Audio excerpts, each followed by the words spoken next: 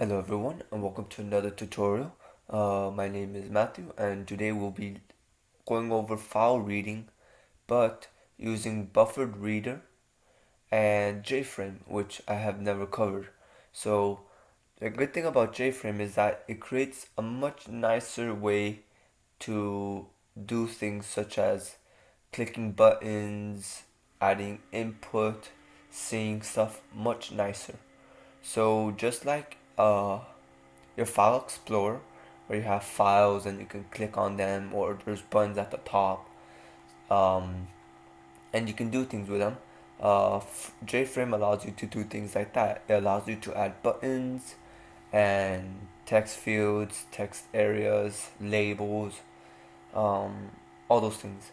So today I'm going to be going over um, JFrame and making something similar to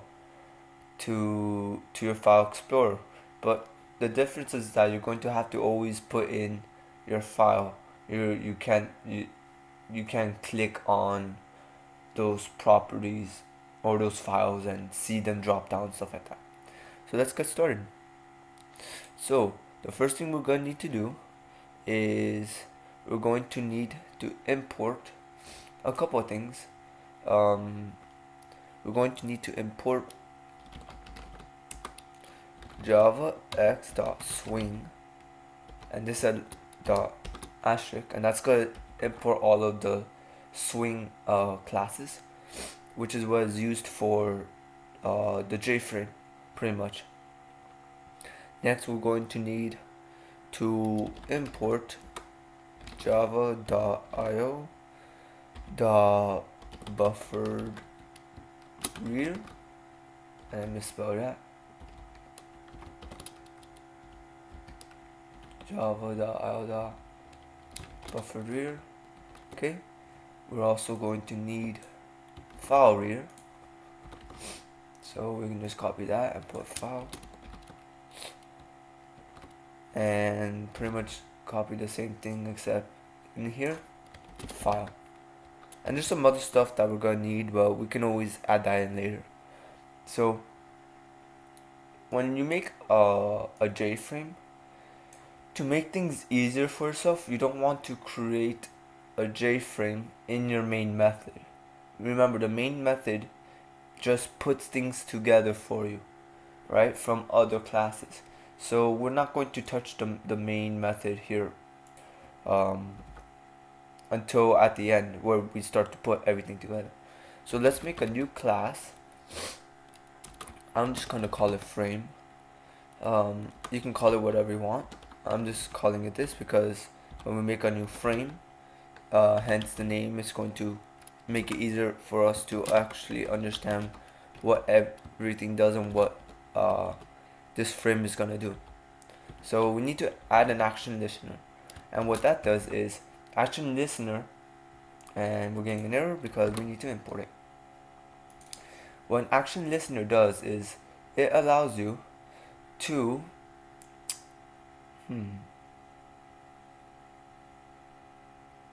let's see. Okay, so we just need that. Okay, so what action listener does is whenever you press the enter key, you press a button, something that could cause an action, this action performed and the action event is going to take that action and do something with it.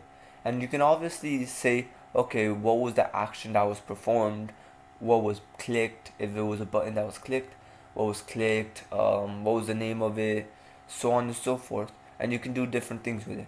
Well, for now, all we're going to do is just worry about what happens if we press enter when we search up a file. So the first thing we're going to do is we're going to create our frame, obviously.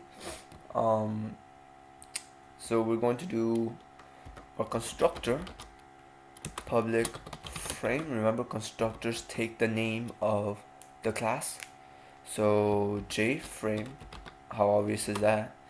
JF equals new JFrame, and in this parameter you're going to have a name, your title. You can call it whatever you want. I'm just gonna say file explorer because that's what our program is gonna do, hopefully. So next thing we're gonna do is we need to set a default closing. So what that does is when you press this X button, we all know that it's going to exit out, right? But Java doesn't know that. You have to program that yourself. So set default close operation, and instead of that 0 there, you're going to type in JFrame dot and exam close. And that's pretty much a constant. It's going to put in an integer in here, 3 I think. And that's pretty much going to say when you click that X button, you're going to close the frame, and it's going to dump everything. So now the next thing we're going to do is we're going to make a grid layout. And what grid layout does is it allows you to have uniformity in your frame. That way Java knows, okay, how do you want your panel, right, which I'll talk about later, to look. How do you want your frame to look? Do you want it stacked? Do you want it as many columns as possible and as little rows as possible? So like, what do you want? So we're going to do grid layout, misspelled that, I'm just putting GL, new grid layout 0 and 2. And what that means is we're going to have 2 columns and as many rows as needed. Yeah, so Alt enter, grid layout. Awesome. Now this is the tricky part. When we make our frame, when we make our labels and text and stuff, we need to make sure that they can be accessed by this action performed. It's not going to be able to call it from in here. We have to be able to edit this. So what we're going to do is we're going to make our stuff up here. So the first thing we're going to need is a JLabel to tell us the instructions, right? That way we know what we're doing. So we're going to say search, well, not search, let's just do instructions. And we're not going to assign that yet. We'll assign that in our frame. Next we're going to need a JText field. And a JText field is like an input field, kind of like what all this is. If you work with scanner, scanner.readline, and then you type stuff in here, that's kind of like a text field. So JText field, search, yep, that's what we're gonna call it. We're gonna need another, no, we're gonna need a JText area, which is holds text, hence JText area. And all these are really easy to remember because you can think, oh, I need a label, I need a area that has text, I need a text field. So it makes it really easy to remember. So we're gonna put another one, search results, which is going to print out all our results from getting the file, if it was able to get it. We're also gonna have another one that's gonna tell us if we had an error, if we had an error trying to read the file. So now back in our frame, we need to go and initialize all these. So we're going to do search,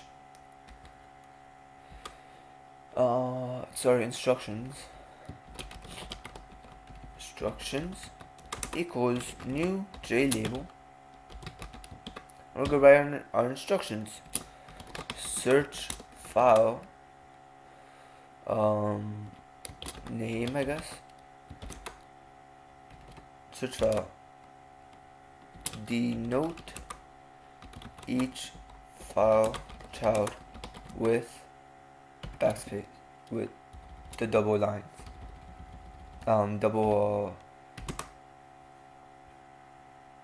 man, I forgot what that name is. The backslash, there we go. And add a semicolon. Okay, So next we need to do our search field. So search equals new J text field, and to be able to see all our lines clearly, all our typing, we need to add how many characters it should be wide, right? So let's say 30 should be good, hopefully. I think that's about good. We will see all our files nice and clearly when we type everything in. And we need to add our action listener to this. So it's pretty easy to do. Search dot add action listener and this. We're adding a action listener to this class. Not class, to this object. So when we run this and we do something, action listener will do something. So let's get rid of this and kind of show you what did JFrame did something. Now we first need to finish this before we can work with action performed. So now the next thing we need to do is add our search results. And don't worry, all of these you don't have to add them in order. You can add them in any order, but when you add them to a panel, you have to add them in the order in which they appear, or in the order which you want them to appear. So search results equals new text area J text area, and we're gonna put a default thing in here. The parameters in here is what it's going to be written in your area. You can have it pre-written like I'm going to do now,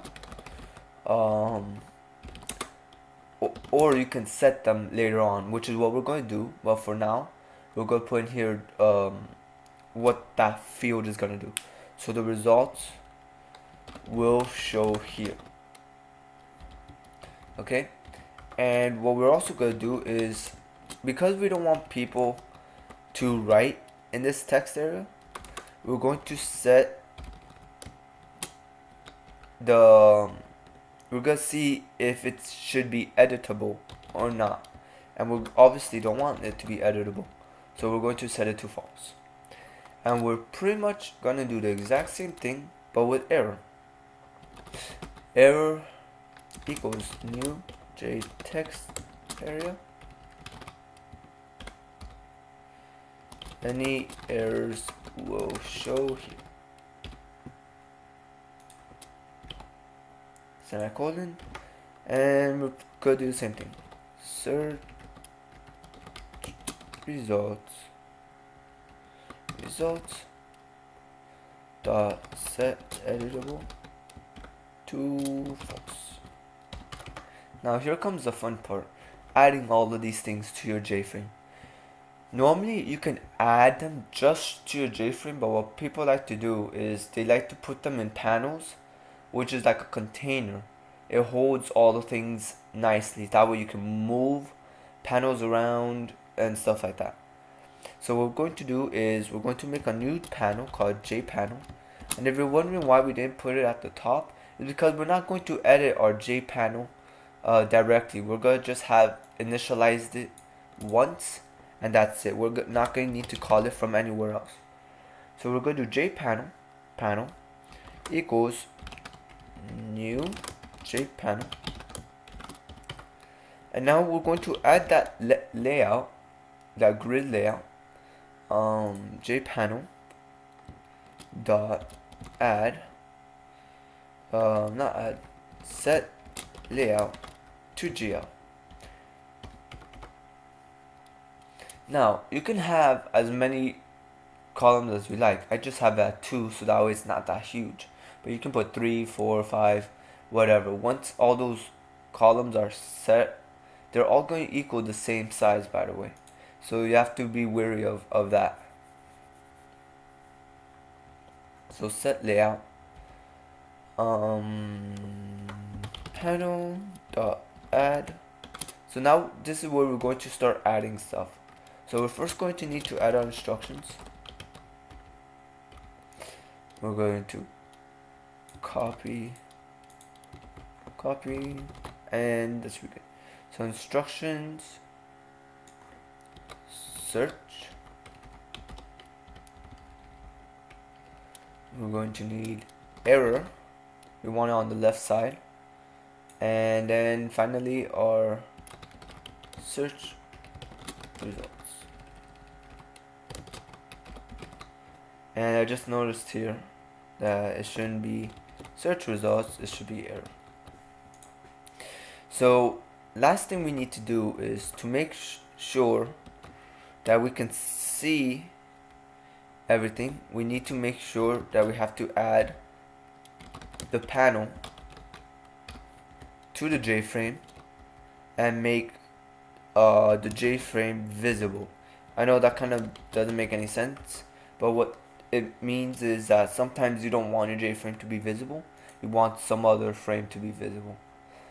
Okay, so normally you do jf.pack, which makes everything packed together and look nice and all that stuff. But I want you to see what happens if we don't do that. So now we're going to go and run this. So let's go and run that. And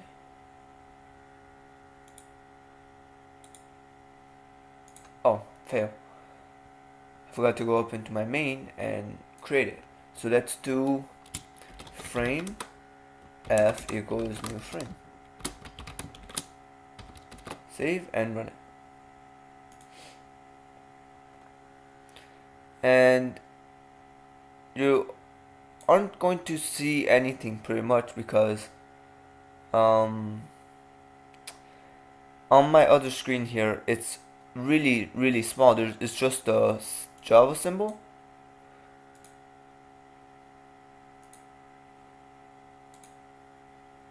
It's just the Java symbol and the expand and the X. So pack, if you don't have that, it doesn't make everything sized correctly. But now if you run it with pack, you get this. Search file name, denote each child file with that. Fail.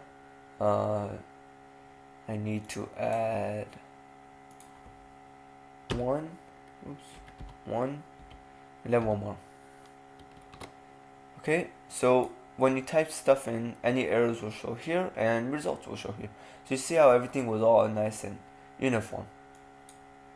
Now you can add padding to each one, and what that does is it adds some space to it. So what if you add some padding to this, right? Let's say 5 pixels to the top, left, right, and bottom. It will make the container bigger, but it won't change what's in here. It will just go and make it bigger or whatnot. So that's pretty much how we made the instructions, the file, and then the area, the text area. So let's go now and actually add our actions and stuff when we do something. So just like in our actually, let me go and show you. I forgot the action performed. So if we type this, hello, when we press enter, JFrame did something because it saw an action event. It saw that there was something in here and it did something. So that's cool. So get rid of that extra semicolon. Okay, so now here is where we're going to start reading our file. So it's not any different from our other tutorial, my other tutorial where I worked with files. So I'm pretty much going to copy and paste a code that I already wrote a while. And yep, Okay, so pretty much pause the video to write all this down, and then I'll explain pretty much what all this does. And it's not that hard to understand. So pause it, write it down, and then play again and I'll explain. Okay, so hopefully you finished pausing the video and writing this all down. So let me go and start to explain this confusing mess if that's what you're thinking. So what we're doing is a try and catch, meaning that sometimes we have an error while reading a file that doesn't read the file. So then it'll go to this catch statement. Or if you didn't have the catch statement, if you just wrote this all out, the program will crash very terribly and your program won't run. So what this try and catch does is it gets the error but keeps the program running just so that way it doesn't crash, or you can try to do it again. So that's what try and catch does, and in the parameters here you have to put in the type of error you're thinking it's going to catch, which in this term it's an IO exception, input output exception, meaning that it got an error with an input or an output. So now in our try statement we have a file, we're going to call it file, equals a new file, and we're going to get the text that we searched for. So when we clicked on the top here, our hello, and then we clicked enter, JFrame did something, we're going to get that text, right? So what we're going to do is, once we have this file, hopefully it didn't give us an error, we're going to now do a new buffered reader, a new file reader. So the file reader reads the file and does something with it, right? And what buffered reader does is it makes it so you can read bigger files much faster because it buffers them, meaning that while it's reading one thing, let me actually draw this out. There we go. Once it's, let's say we have a file, right? I know I'm freehanding this, right? So let's say that we have one file here that's 1 kilobytes, right? We have a file here in text that's 1, I don't know, gigabyte. I know that's a massive file. And we have, let's say, 5 megabytes. Not a big file. So what it does is, while it's reading and getting information from one, it's also getting the next one ready, right? And then when this is finished, right, it allocates all its power to reading this, and it starts reading the next one. So that way it's pretty seamless. You use a lot of this in game design because you don't want to just make the first thing. Where's my mouse? You don't want the program to just start running one thing and not thinking about the next step.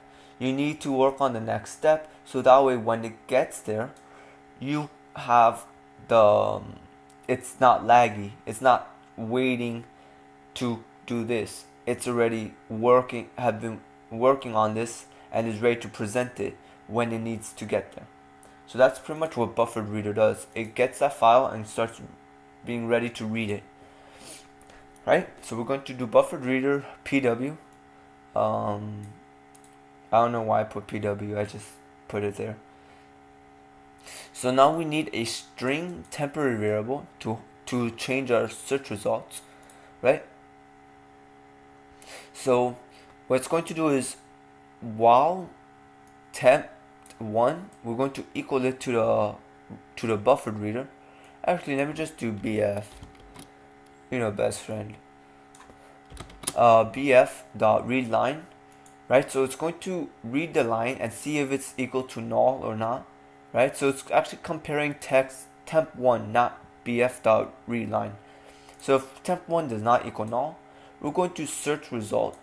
We're going to set text of our search results to temp1. And then this just says now out of the while loop and error.setText found file. And that's pretty much the end of it. Now you might be wondering, why don't we put this on the outside? Well, the reason is because temp1 is going to equal a read line, and then it's going to check to see if it's null. So we put it on the outside, we're not going to get anything because it's going to equal null. Now what we could do if we want to set it on the outside is make a new string called temp2, and then do temp2 plus equals temp1, and then we make temp1 equal to temp2. So temp2 equals that plus n. Okay, so now if we run this, we don't seem to get any errors. So now I have a file that I made in my documents called hello.txt, just something simple without any spaces, so that we can make sure that we made our program correctly.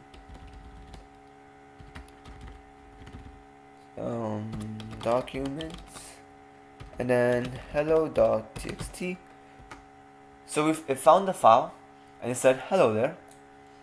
So, and that's exactly what it is in our file. Let me move this over. In our file we had hello there.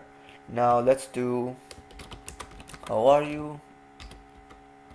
I am good, with the random letters that are capitalized for no reason. So now if we run this again, all it says is hello there, which is quite strange. So it didn't find the file, right? And it just says hello there. So I am going to assume that it's not reading the file. So let's just do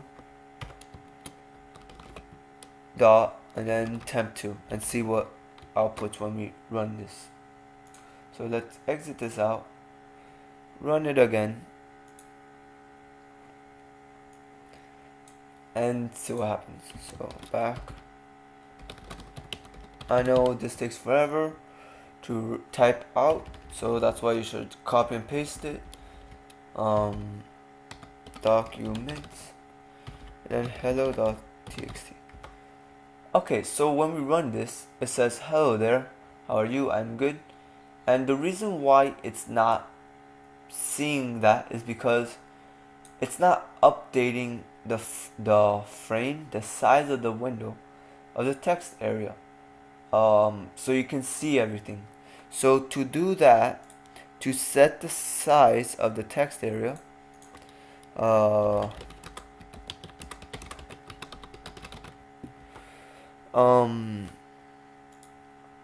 you can go and do this. You can go and do this. Up here where it says search results, you can do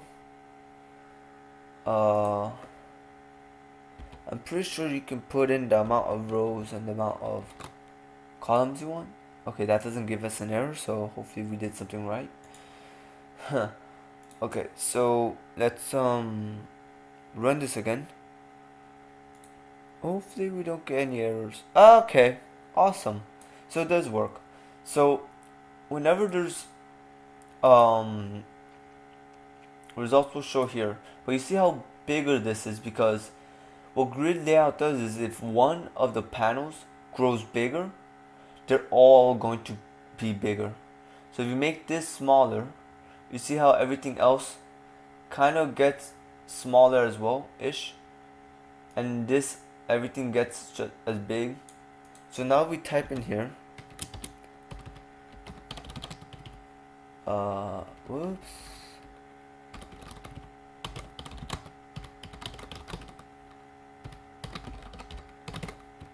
I'm just gonna copy and paste that since I'm so tired of typing out. See, found file. Hello there. How are you? I am good. Just like in the file. So where are we at on time? Wow, 30 minutes. Awesome. So I'm totally gonna end the video here. But pretty much that was how you read and write a file. Now hopefully in my next tutorial I'll show you again using print writer to print stuff into the file from your JFrame. So thank you for watching. If you watched the whole video, thank you so much. Please add a like, smash that like button, subscribe, and add comments if you have any questions or you weren't able to follow along because you had an error. So thank you and have a fantastic day.